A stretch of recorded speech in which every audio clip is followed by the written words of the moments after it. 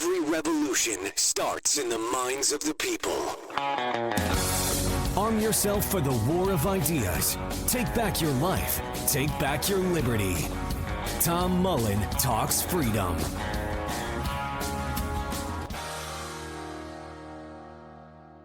Hello, everyone, and welcome back to Tom Mullen Talks Freedom.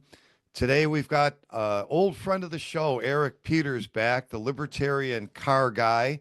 And you can go to his website at epautos.com. Eric does all sorts of things car related and not politically related, but he also writes a lot about politics, not always about cars, but often, and probably the only guy that knows what he does, both how these darn things we drive around and work, and also a lot about libertarian theory and history. So epautos.com. Eric, welcome back. Oh, thanks for having me on, Tom. I want to talk about the Trump administration, what he's done so far, what it means for all the things that you've been writing about, since I can remember, as far as the regulatory system. But I got to mention the article I was reading while waiting for my computer to reboot, which is about the fact that nobody seems to be able to drive in the snow anymore. And I don't mean 4 feet of snow. I mean, maybe 4 inches or less. And I live in the Buffalo area, and believe me, it's the same thing here. What the heck happened to everybody? I think part of what happened is the hystericization of everything. And the media is driving this. It's no longer, hey, it's going to snow tomorrow. It's a snowpocalypse, a snow bomb. They have all these terms that they use to create this panic in people. And of course, as a result of that, we've got panicked people who are terrified of going out in the snow because they've been told, oh my gosh, it's going to snow. The world's going to end. You and I are probably old enough to remember, well, I am anyway. When I was a kid, there would be several inches of snow on the ground, and they still hadn't canceled the schools. And we'd be sitting there by the radio, praying that they were going to cancel the schools. They're going to cancel the schools. Now, if they say it might snow tomorrow, they cancel the schools in anticipation of it. And one of the things that's so ironic about it is that unlike when we were kids, today pretty much every car on the road is either front-wheel drive or all-wheel drive. It's some kind of a crossover or an SUV. It's got great ground clearance. So the capability of the average vehicle in the snow is vastly better than the stuff that you and I were driving back in the day. And yet people are terrified, even so, more so, than they were back in the day when people just went to work. Unless there was a blizzard, you were expected to go to work and you were expected to go to school. Now we cringe at home in fear. Oh my gosh. Yeah. In fact, I grew up in a Roman Catholic household, and my mother told me that if you put a statue of Saint Joseph in the window, it'll make it snow more. So we'd be sitting there the night before thinking, it doesn't look like it's going to be enough. Get out the statues. Absolutely. Because we were dying for that day off, which, like you said, it was hard to come by. And it is definitely the government, the media, and then what you call the clovers. I mean, it seems like everybody, and folks, I'll find an article of Eric's where that term is defined. But I'm almost 60 now. I'm 59. And I remember when I was in my 20s, I was told that I had to be patient with people my age now. They're older. You got to be patient. But now I have to be patient with guys half my age, Sure. driving their full-size SUV 5 miles under the speed limit. I'm like, dude, the world runs 7 miles over. I mean, you're going 12 miles an hour too slow. What's happened to people? They just, like you said, they're cowering in fear. Sure. It doesn't even take snow. If it's going to rain now, even if it hasn't actually started to rain, if the clouds are dark, people drop their speed by 10, 15 miles an hour in my area. And some of them, if there's actually rain coming down, will put on their hazard signals. If you encountered that, you'll roll up behind some guy who's doing 27 and a 45 because it's raining and he's got his hazard signals on. Yeah, no, I mean, every day I actually get out more. I was more home based for a long time, and I don't know if it was a mistake or what do you want to call it. I have a brick and mortar business, which I enjoy very much, but I have to go to it now. And I'm out there, and during rush hour, it's called rush hour. And I'm seeing these people. Okay, so the traffic's going to be heavy. It might be a little slower, but what is this guy going like 20 miles under the speed limit? The nearest car to him is 42 car lengths ahead. This guy's following the Yep. 9 minute rule, not the 2 second rule. I'm going by. I'm going. You're the reason that we're all waiting here. Guys like you. I just I don't understand. But I've got this theory that I think will explain it actually. Beginning in the 90s, they started to require that kids be put into those safety seats in cars, right? So what did that do? That instilled a fear of cars because implicitly, oh my gosh, the car is a scary and dangerous thing. You have to be strapped in for safety. So, here we are, and we've had basically two generations of people who have been reared to believe that cars and driving are inherently dangerous and to be feared and dreaded. And to just rely on advanced driver assistance technology to keep you from wandering out of the drive lane that you're in, and basic competences. You remember when we got our driver's licenses, you had to be able to parallel park a car. Remember that? That's oh like a yeah, really basic thing, in my opinion. If you cannot parallel park a car, you probably ought not to be driving a car. Some things are not for everybody. I'm not qualified to fly an airplane, so I don't get in the left seat of an airplane because I haven't developed that skill set. There are some people who haven't developed the skill set to drive a car. So, why are we enabling that? Why are we encouraging it? I remember years ago when I went to a Ford launch for one of their products, and it was the first time I encountered what they call the park assist technology. And I asked one of the engineers, "Why are you doing this? Like, if somebody can't park, they shouldn't be driving." And then it gets worse and worse and worse. We now have things like, and they use this language that's totally inverted, pro trailer assist. So for people who don't know how to back up a trailer, you give them the keys to a monster truck, they hook their trailer up to it, but they don't know how to back the thing up, so they have to push a button. Well, what happens if the pro trailer assist doesn't work? Then what? I was out driving the other day in the snow, and I'm driving a Nissan Rogue, and like all the new vehicles, it has the advanced driver assistance technology. Well, all of that is dependent on these cameras that are embedded throughout the car, in the front of the bumper, in the back of the bumper.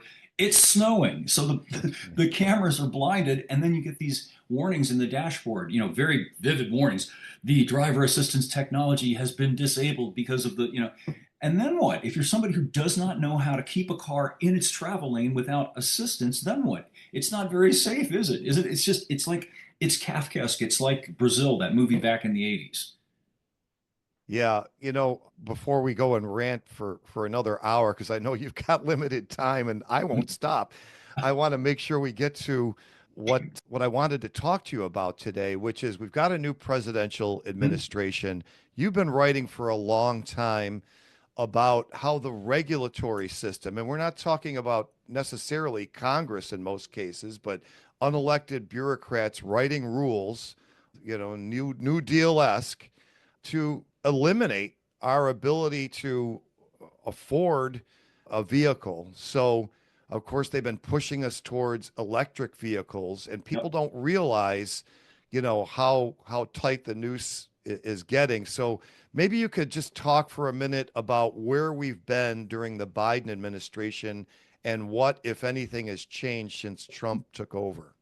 Well, it actually goes back a lot farther than that. You touched on it briefly just a moment ago. Ostensibly under the Constitution, the legislative function is supposed to be Congress's prerogative. Congress is supposed to write the laws. And implicit in that is that Congress will be accountable for the laws that it passes. We have the opportunity to vote for or against a politician based on whether we agree or disagree with the laws that are passed. Well, what Congress has done is to offload its legislative responsibility onto this regulatory state that exists. All of these bureaucracies that are elected by absolutely nobody, that have bureaucrats who spend 20, 30 years there. And these people can't be held accountable because they're not elected. And all of a sudden, we are effectively ruled by these bureaucrats because these regulations might as well be laws. They carry the force and effect of a law. If the EPA issues a regulation, for example, that cars must average 50 miles per gallon, which is a real regulation. It's called the Corporate Average Fuel Economy Regulation. Well, the industry's got to figure out a way to comply with that, even though no law was passed to that effect. We're just stuck with it, and that's why we have these electric and hybrid cars everywhere, and we've got 2-ton SUVs with 3-cylinder engines that are running 20 pounds of boost on them to try to squeeze out some more mileage. And my point is that These aren't decisions that are being made by the market, by you and I expressing our preference for the kinds of vehicles that we want, and the automakers responding to that. Instead, it's a gaggle of bureaucrats in DC decreeing what kinds of cars we're going to be allowed to buy. And they do it in a very clever way. You'll hear Biden said that there is no EV mandate. And he's correct in the sense that there is no law that says you have to buy an electric vehicle. What they've done is to pass regulations that effectively force the vehicle manufacturers to make electric vehicles because only electric vehicles comply with the regulations. So he can say with a straight face, we haven't outlawed EVs. You can buy a non-EV if you want to, but the manufacturers just can't make them anymore. Yeah, you mentioned you drive a Nissan Rogue. So do I, by the way, although I still do have my rear wheel drive pickup truck and have some fun on the snow with that once in a while. But yeah, one of the things they've done is they haven't outlawed the sedan either, right? But you just don't see them anymore because those, I think what you've said is more safety regulations, right? Well, not so much with regard to sedans. They're still sedans, but they're all small. Models like the Toyota Camry sedan, for example, and the Honda Civic sedan. The big sedans that you and I grew up with that were common back in the 70s and the 80s, Americans typically drove full-size sedans, rear-wheel drive sedans and wagons with V8 engines. Those are now very, very low production vehicles, and they're all extremely high-end luxury vehicles like Mercedes S-Classes and BMW 7s and Audi A8s. And the reason for that is the government regulations having to do with gas mileage. It's very difficult to make a full-sized V8 powered car that gets 50 miles per gallon. So they stopped making them. That was one of the effects. And because they stopped making them, people still have families and they still need vehicles that have some room and can carry things. So that's why we have all these crossovers now. The crossover and the SUV have kind of supplanted what used to be the full-sized American sedan. Yeah, and I remember when I was a kid in the 70s and we would take a trip every summer when my father's plant would close down for a week in the summer. And I think he had a Chrysler Newport, Mhm. which today would look like a full-size jet boat to most people.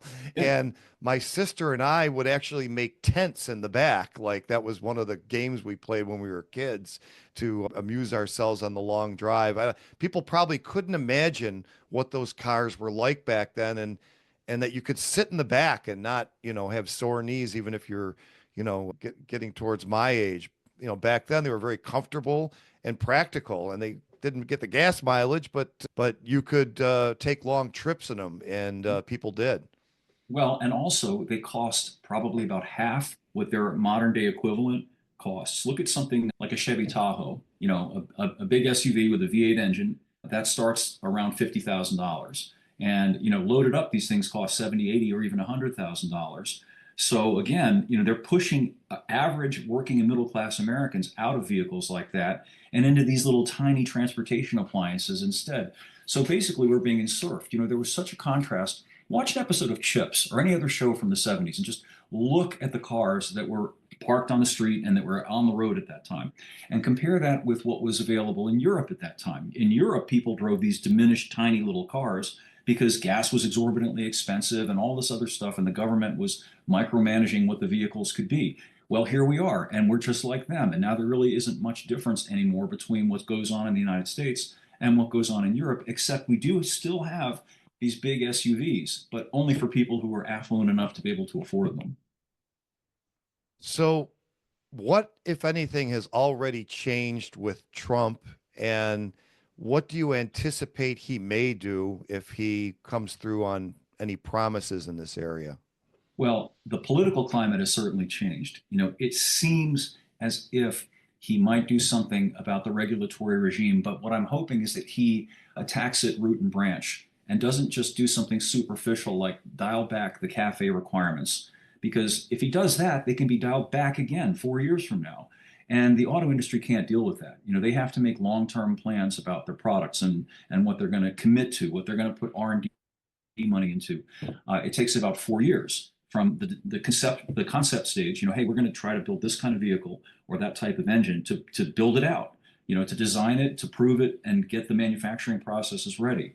So they're making long-term plans, and they can't make short-term decisions based on politics. My own view is that the government should get out of this business altogether, specifically with regard to gas mileage. Why, how and why did it become the federal government's business to tell you and me how many miles per gallon the vehicles that we buy are going to get, and we pay for the gas too? That's just, it's absolutely none of the government's business. If I want to get a big land yacht with a V8 engine, and if I can afford to pay my money that I work for to buy that vehicle, and if I can afford to put the gas in the tank, that's my business. And it also is based on this bizarre premise that if the government weren't pushing this stuff, well, there wouldn't be any fuel economy, economical vehicles on the road. It's ridiculous. Of course there would be. If there's market demand for something, then why would the car industry not supply it? If you go back to the days before there were cafe regs, there were plenty of small economical cars. The difference then versus now is back then you could choose to drive a Datsun B210 or an old Volkswagen Beetle or a Chrysler like you had in your family. You had the choice. The government is taking away the choice from us, and that's my objection to all this. Yeah, and you're exactly right, because I remember the first car I bought was a small Nissan compact that got a lot of gas mileage. We're talking late 80s here. Yep. That I chose because I was single. I had my first real job, and I wanted to spend as little on gas as possible.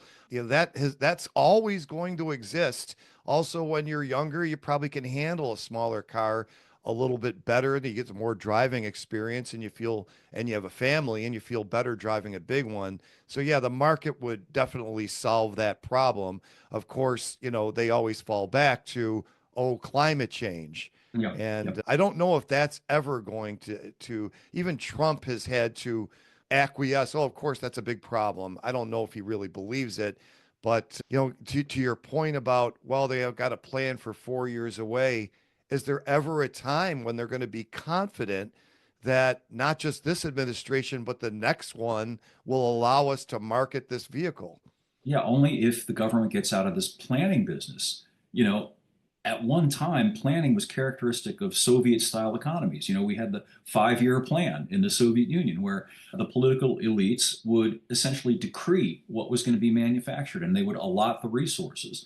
And everybody just stepped into the line and did whatever the government did. Of course, that resulted in a bankrupt society because they're trying to force things for which there is no market necessarily. So they would divert all of these resources into these great white elephant projects that had no purpose or value in a free market. The greatness of America was that the chaos of the market, frankly, because you had it seems chaotic, but it really isn't. You have individuals who collectively are individually are pursuing their own economic self-interest. But in the aggregate, all of this tends to lift up and improve everything because it's a way of sorting. It's a way of figuring out what works and what makes sense from what doesn't, as opposed to a command and control economy where you've got one guy or a handful of guys saying, this is how it's going to be. Take it or leave it. One size fits all.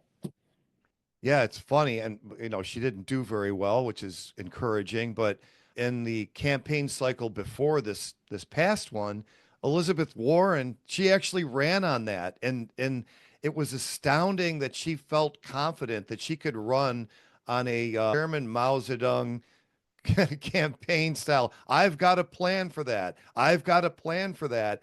And I think that was going to be successful. I don't know if that's the association with communist central planners was what made her so distasteful, or she's just not very charismatic. But I'm glad she lost and didn't even get a shot at the presidency. But it almost, I guess where I'm going is people don't realize how much of this Marxist reasoning has made its way into our culture, and even people who don't believe in that don't realize, yeah, but you're thinking on their terms. Well, it's kind of like the child safety seat thing, isn't it? You get used to things. It's kind of like the TSA. An entire generation has grown up thinking it's perfectly normal if you want to board a commercial air flight that you have to throw your hands up in the I surrender pose and let some government geek pat you down and rifle through your stuff. People who lived before the TSA have objections to that because they have a frame of reference. They can remember when it was still a free country. And you could roll up to the airport literally 10 minutes before your flight, jump out of the cab, rush through the terminal, and as long as you made it to the gate before they closed the door, you caught your flight, and that was the end of it. You get used to it, right? So they keep pushing this incrementalism, and now we're at the point where we're essentially living in a kind of parody of the Soviet Union. It's very much like the Soviet Union, where everything is decided for us, and our job is to just sort of, okay, we accept it. We have the choice between, Pepsi and Coke, and that's basically it. There's no option for a third alternative. I know you've got to run because you've got a heavy media schedule today, Eric. Real fast, one last question. Hmm? If they're successful and people, some people who live in cities and are very liberal might, say that this is the way it should be. They'd like to get us all on public transportation and eliminate our ability to drive out to the country or drive wherever. Talk a little bit about the relationship between the automobile and freedom itself. Yeah, I hope that Trump really addresses this issue, and maybe not himself because he's not the most articulate, but he has a lot of articulate people around him who have done a very good job of making the case as regards to other things. And if he would just explain to people and disabuse them of some of the BS that they have been fed, for example, about climate change, address that directly, stab it through the heart, because if it's not done, then things aren't going to change. You cannot accept the false premise of the person that you're arguing with and win the argument. You have to challenge the premise of it. And it's really important that we as a society, I think, recover the idea of the wonderfulness of being free to go where we want to go on our own timetable. When at the spur of the moment, hey, I feel like going into town, I'm going to jump in my car and go, as opposed to being controlled and being on somebody else's schedule. No, I got to wait for the bus. I got to wait for my app to let the Uber guy show up, the automated car. We took these things for granted for so long. The car was once such a liberating device for us. Remember when we were, 15 and champing at the bit to get our driver's license and get the car because it meant we were free. We had become kind of emancipated adults at that point. We could go where we wanted to go. We didn't have to beg permission or wait for somebody to give us a ride. I think that that's a really appealing thing. And if we can just explain that to people and reintroduce that to this country, we might actually live in America again at some point. Well, let's hope so. And Eric, I hope you'll come back and just keep us posted on what's going on. You understand the implications of these regulations, however innocuous or technical they might sound. And sometimes they sound innocuous and they're not. And of course, we'll link to your website at epautos.com. And thanks very much for making some time today. You bet. Thanks for having me on, Tom. The war of ideas has only just begun. Arm yourself with the knowledge you need by heading to TomMullenTalksFreedom.com and subscribing to our email list. And remember, every revolution starts in the minds of the people.